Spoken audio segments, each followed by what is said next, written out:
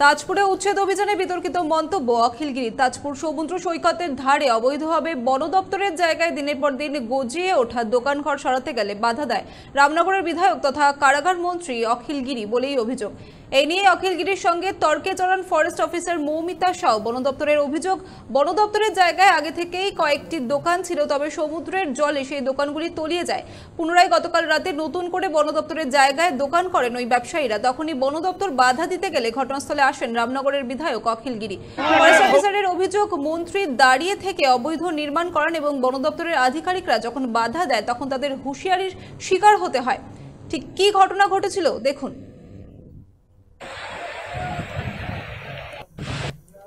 Sir, আমি duty করছি বলে তুলে নেবেন? আপনাকে ডিউটি এখান থেকে কেন? স্যার, নাইট ডিউটি করেছে আমার স্টাফ। আপনাকে দোকান না বসে নাইট ডিউটি? নাইট আপনিই বলেছেন। কে নাইট ডিউটি করতে বলেছে? স্যার, আপনি বলেছিলেন যে দোকান না বসে আপনি রাত্রিবেলা কেন কাটলেন আমি জানতে চাই। রাত্রিবেলা কেউ কাটেনি। 11টার সময় কেটেছেন? কি বলেন? হ্যাঁ, ঠিক আছে। আর তোমরা রাত্রিবেলা যে বসিয়েছো, আমি বারণ করে গেছি তাও বসিয়েছে দোকান। ওয়েট করতে পারলেন না? আমি তো বললাম বসবো, আমি বসবো।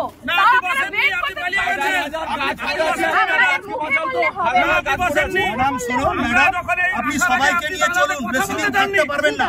আপনার আয়ু 7-8 দিন 10 দিন। আমি আপনাকে বলছি যে বিড অফিসার আমি জানি ফরেস্টের কি কাজ হয়, কত বড় দুর্নীতি আমরা সব জানি। আমার জানি বিড অফিসারের বিরুদ্ধে কি আছে আমি জানি পাবলিকের।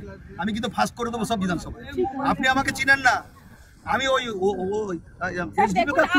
সমুদ্রে ওসব কথা বলবেন না আপনি আমাকে।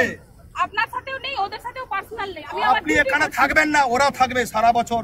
এরা এখানে আতঙ্কে রাত্রিবেলা থাকে, জল মাথায় নিয়ে ওসব কথা বলবেন না। উনি কারো কথা শুনতে চান না। আপনি এত বড় ক্ষমতা মনে হচ্ছে যে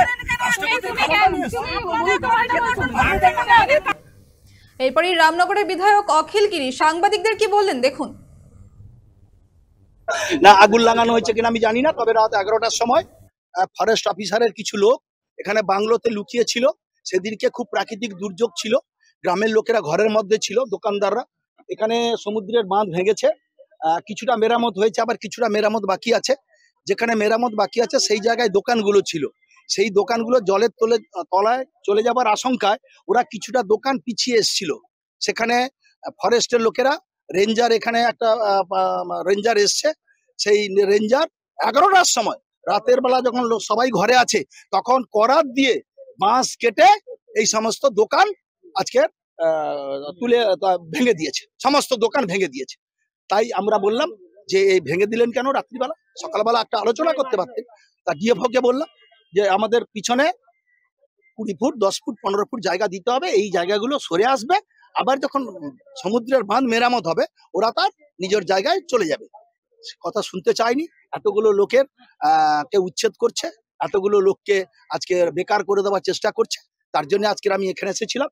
ওই পুরোনো দোকানগুলো যেখানে সমুদ্রে বাঁধ ভেঙেছে তার থেকে 25 ফুট পিছিয়ে এসে, হ্যাঁ এটা ফরেস্ট ল্যান্ড, এটা কোনো অসুবিধা নেই, কেউ কারো ল্যান্ড নিচ্ছে না, কোনো দোকানদার এখানে ল্যান্ড নিচ্ছে না, শুধু তারা কয়েক মাস বাঁধ মেরামতি পর্যন্ত অপেক্ষা করছে, এখানে এসে বসবে, দোকানদারি করবে।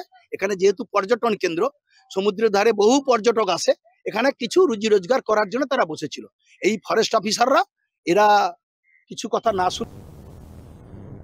শালতোড়ার বিজেপি বিধায়ক চন্দনা বাউরি এই ঘটনার তীব্র নিন্দা জানিয়ে কি বলেছেন শোনাবো আপনাদের। পশ্চিমবঙ্গের টিএমসির এমএলএ বলুন, এমপি বলুন, ওনারা নিজেদেরকে মুখ্যমন্ত্রীর উপরের নেতা ভাবেন। তো অখিলগিরি যেভাবে একজন মহিলার সাথে ব্যবহার করছেন, মানে আমারই দেখে পরে মাথায় রক্ত উঠে যাচ্ছে। তো এমনভাবে মহিলাকে এমন ভাষাতে বলছেন, মানে ভাবার বিষয় আছে। যারা সরকারি কর্মচারী, যারা সরকারির কাজ করেন, ডিউটি করেন, যারা নিজেদের জীবন বাজি রেখে, পুলিশ বলুন, ফরেস্টার বলুন, এবং যে কোনো কর্মচারী বলুন যারা সরকার গভর্নমেন্টের চাকরি করেন, সেই সব মানুষদেরকে টিএমসির নেতা মন্ত্রীরা না মানুষ বলে মনেই করেন না। ওনারা মনে করেন যে ওনারা কোনো মানুষই না, ওনারা টাকা পাচ্ছেন আর ভর্তি করছেন। কিন্তু ওনার ভাবা উচিত যে ওনার বাবা মা ওনাকে কঠোর পরিশ্রম করে পড়াশোনা শিখিয়েছেন, তবে যাই উনি চাকরিটা পেয়েছেন। অখিলগিরির মতন কোনো ছাপ্পা ভোটে জিতে যে এমএলএ হয়ে গেছেন উনি, যেভাবে উনি সেরকম ভাবছেন ওই মহিলাও হয়তো টাকা পয়সা দিয়ে ঘুষ দিয়ে হয়তো চাকরি পেয়েছেন। একই সঙ্গে আমাদের প্রতিনিধি এই ঘটনার প্রতিক্রিয়া জানতে চেয়ে পূর্ব মেদিনীপুর জেলার কংগ্রেস সভাপতি মানসকর মহাপাত্রের সঙ্গে যোগাযোগ করলে তিনি এ বিষয়ে কি বলেছেন শোনাবো।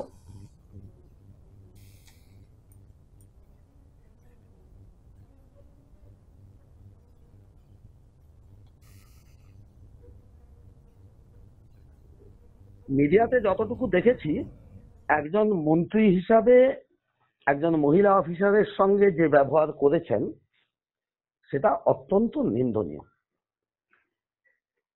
মুখ্যমন্ত্রীর নির্দেশ অফিসার কার্যকর করছেন, সেখানে তার ক্যাবিনেট মন্ত্রী একজন সমাজ বিরোধীর মতো ভাষা প্রয়োগ করছেন, এটা ভাবা যায় না। এখনো পর্যন্ত তিনি কেন হাজতের বাইরে আছেন সেটাই আমাদের কাছে বড় প্রশ্ন। ওই অফিসার তিনি সিদ্ধারা সোজা রেখে কাজ করছেন। অফিসাররা যাতে সিদ্ধারা সোজা রেখে কাজ করতে পারেন সেটা আমরা চাইব এবং সেই অফিসারের আমরা প্রশংসা করছি।